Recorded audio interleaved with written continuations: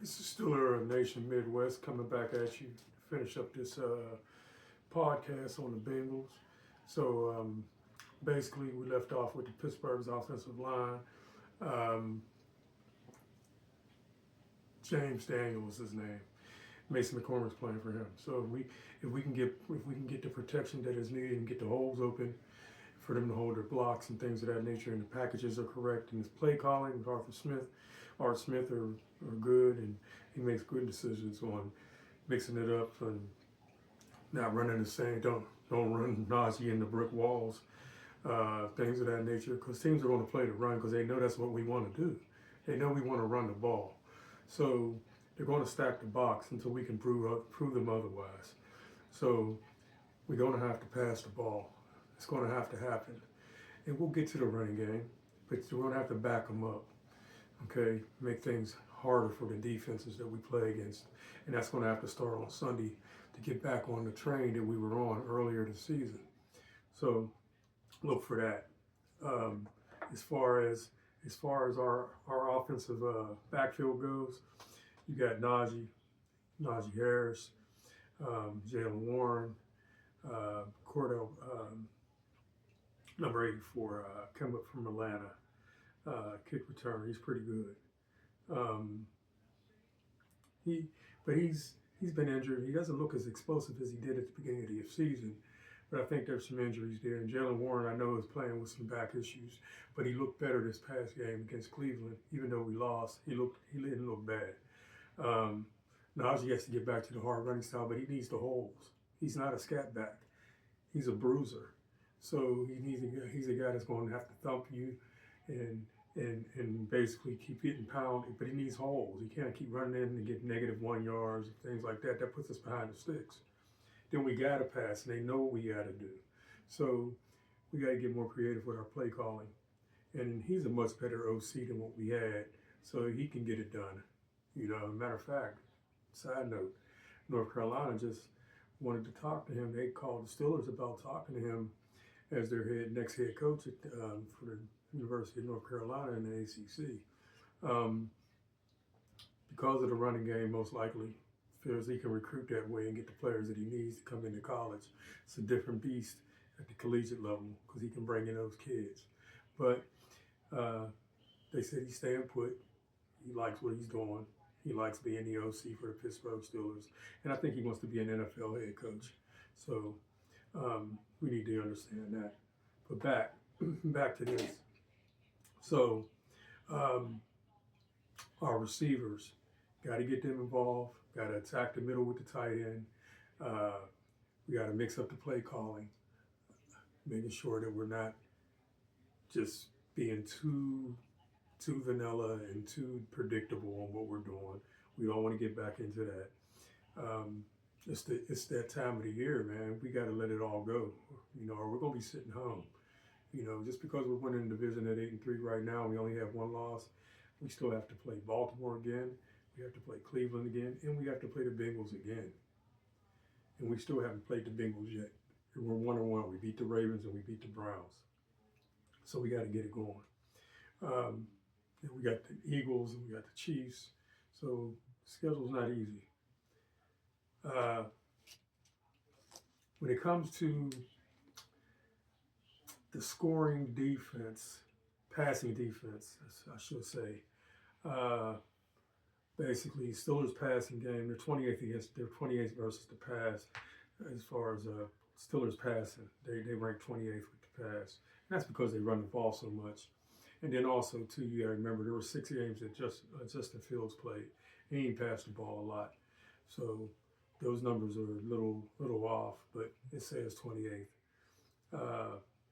28th in receiving also. When you only have the one guy, George Pickens, catching balls, that's going to happen. And then you're barely going to Freiermuth, maybe 2 or 3 catches a game. You're going to be that way, in 32nd with first downs because of that. Because a lot of our scores have been quick strikes, things of that nature, where we didn't need the first down, but we need to get first downs. We got to play in front of the chains.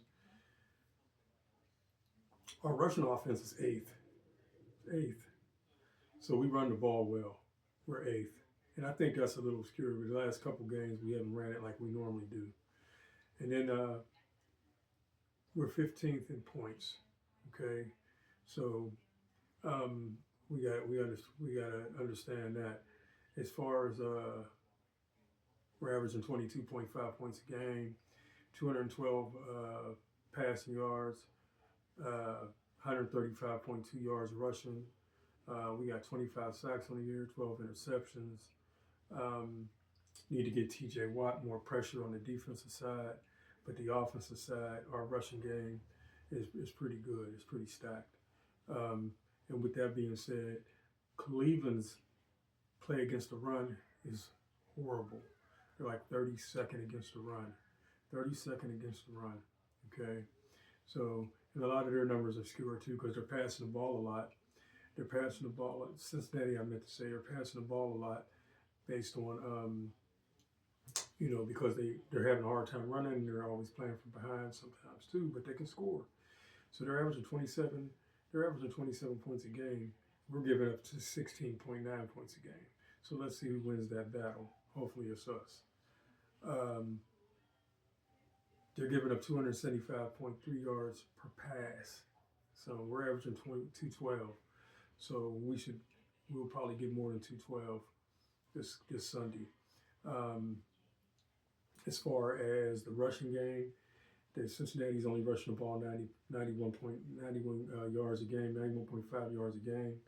They got 19 sacks and 6 interceptions. They're 30th with sacks, and they have 6 interception takeaways. They're not doing much on the defensive side of the ball, not at all. And they're giving up a lot. They're giving up a lot of the yards and things of that nature, and they're not rushing the ball well. So we gotta take advantage of those type of things when they happen. As far as their defense, they have a guy that's pretty good. He has 11 and a half sacks. Let me go over my notes with that real quick. And basically,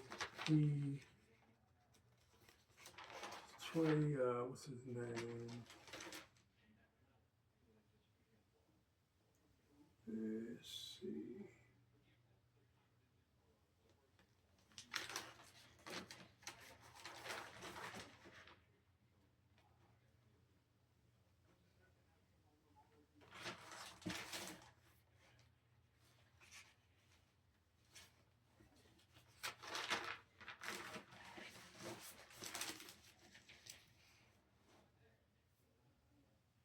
Trey Hendricks, that's him, 11 and a half sacks. Sam Hubbard also helps him, but he's been playing hurt this year. So it's tough for them. But Trey Hendricks is a guy that he's not fancy. He gets into his moves. His pad level's low. He shoots his hands. Basically, he's quick with it, and he's trying to get to the quarterback. And he has 11 and a half sacks. I mean, that doesn't come by accident. So we're going to have to block that guy.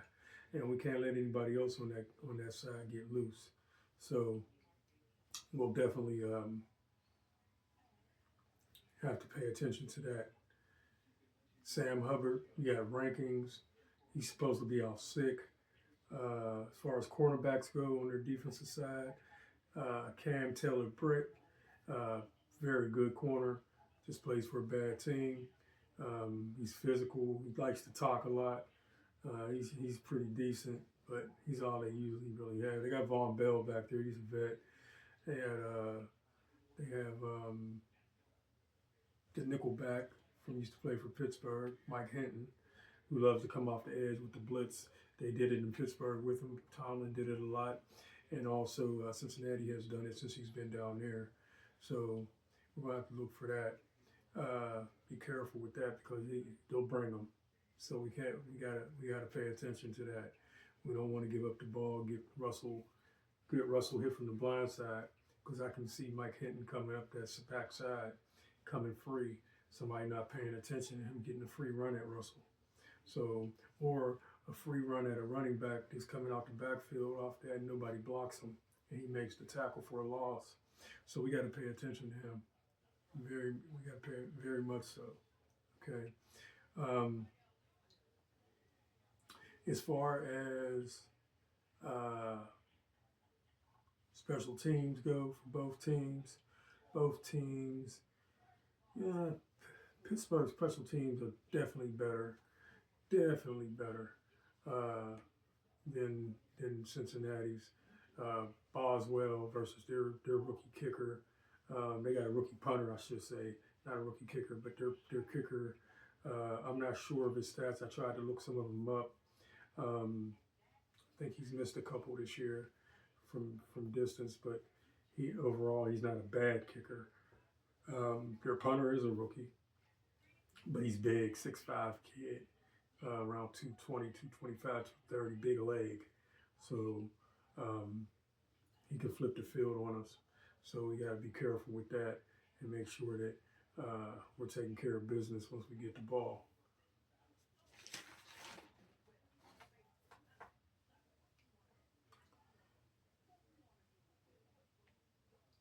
As far as Pittsburgh's chance to mix it up, and match up against them, we got to stop Jamar Chase. End of story. We got to stop Jamar Chase. Okay, Higgins also. Uh, Garcecki, the tight end, pretty good player. The rookie that they have, who's decent. Uh, he's not a bad player at all. So we got to take care of him. You know, we're gonna have to really do it. And then Mims, I think we should attack Mims. T.J. Watt needs to get back to his business. Mims is similar to Broderick Jones. He's a big tackle, athletic, very aggressive. Out of Georgia, played with Broderick Jones at Georgia.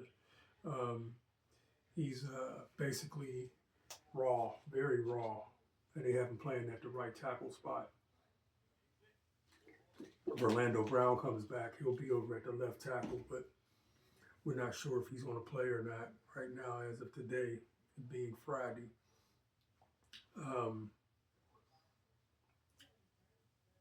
Moss is hurt, but he plays a lot, so we'll I think these guys will play. They need to win. They're not out of it, you know. They're not out of it, Steeler fans. If they can run some wins off, but if we can finish them tomorrow, we can finish them on Sunday, because then that'll be like their 8th loss. Now, this is going to be hard to make the playoffs. So they're definitely not going to win the division. They can't win the division now, I don't think. They definitely will lose all tiebreakers at that point in time. You know, but as far as the weather, it's supposed to be chilly, not really cold, not a night game. It's 1 o'clock kickoff Eastern time, 12 Central, CBS. So basically, this is what I have. I got Pittsburgh controlling the game. Okay, I have Pittsburgh controlling the game. I think at first it's going to be tough. It'll be a filling out period. Cincinnati always plays us tough. It's not going to be easy for us to go down there. But I think we're a lot better than we have been. And we've taken care of them even when our teams have not been as good. And they've been better. So I'm looking for us to get a W here and move on to 9-3 and get ready to see Cleveland again in Pittsburgh. You know, so basically my prediction will be 31 Pittsburgh, 17 Cincinnati. I think that our running game will control the game. I think we'll pass enough to keep them honest. Defensively, I think we'll get it going with our defensive line, especially with Montavious Adams coming back. He's probably the truest nose we have. Kimo Benton, he was not really a true nose, but he's been holding it down. But he's really good. You got Cam Haywood, you got Larry Ogunjobi. You get Loudermilk. You got Lee Lowry. We have a formidable defensive front, and we have guys who can spell each other. So, you know, and if Cam has a big game like he normally does, and if Martavius Adams comes back, they haven't listed as out, but today I was listening to some Steeler podcasts, and they said he's slated to play. So they asked him, they said a Pittsburgh reporter asked him in the locker room, he said, no, I'm playing. So, but Some of the websites haven't updated it yet. They still haven't listed as out. So we'll see. Maybe it's a game time decision, or maybe he misspoke. I'm not sure. But if he comes back, that's really helpful. We need everybody back. Hightower's back. Highsmith, I'm sorry. Highsmith is back. So that's going to help. You got Preston from Green Bay. So we have him. And he can play with his hand down, but he's a stand-up guy too. Then you got Nick Herbig, the second-year kid. Not great against the run, but a really good pass rusher. Really athletic, really quick, does his thing. So we should be fine. In the middle, Patrick Queen, Roberts, the rookie Peyton Wilson. We should be good. We should be good. And then you have the corners. You got Joey Porter Jr. and you have D. Jackson on the other side. They say Trice may be ready to come back. We'll see. I think that'll be a game time decision. Hopefully he'll get a helmet because he can definitely help. We got to remember we got Cam back. Cam is back. He's back in the building. This will be his second game. And he's knocking off Russell. He needed that mini bye to get some more stuff down and get adjusted. But he needs to play. So I know they're going to work him back in. And you got Beanie Bishop, the rookie who's playing well. Minka, Deshaun Elliott holding it down on the back end. And everybody's so worried about Minka right now. Minka will be fine. Minka will be fine. He's being asked to do some things that we have no idea what he's being asked to do. But if you listen to some of the stuff that's going on, you know that they're having him play the back. They're letting Deshaun Elliott handle a lot of the things that Minka used to do. And Minka's just making sure nothing gets deep. And basically that's it. And then they'll bring him up into the box sometimes. But they've been using Deshaun Elliott because he's a little bit more physical, a little bigger than Minka. But they're both adequate safeties. So really good. They're Pro Bowl safeties, man.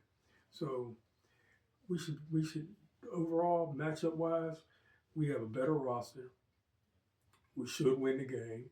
We should move on to 9-3, and we should leave Cincinnati with a win when it comes down to it. All right. And like I said, 31-17. It's Friday. The game is on Sunday. I'll do a quick post game right after win or lose. Right after the game, won't be that long, and then I'll do on Tuesday evening. I'll do a recap and do a Cleveland pregame. Talk a little bit about the Browns after Mike Tomlin's press conference, and hear about injuries and things of that nature. So hey, I'm glad that everybody was glad to join me. I hope you stop in for many more of my Steelers Nation Midwest podcast. It's my first one. I'm going to get better at it. My studio's getting built up as we go. So I'm just going to enjoy this, man, and have fun with it. But hey, Steelers fans, enjoy the game on Sunday. Hope when I come back at you, it'll be a big W. All right. Thank you.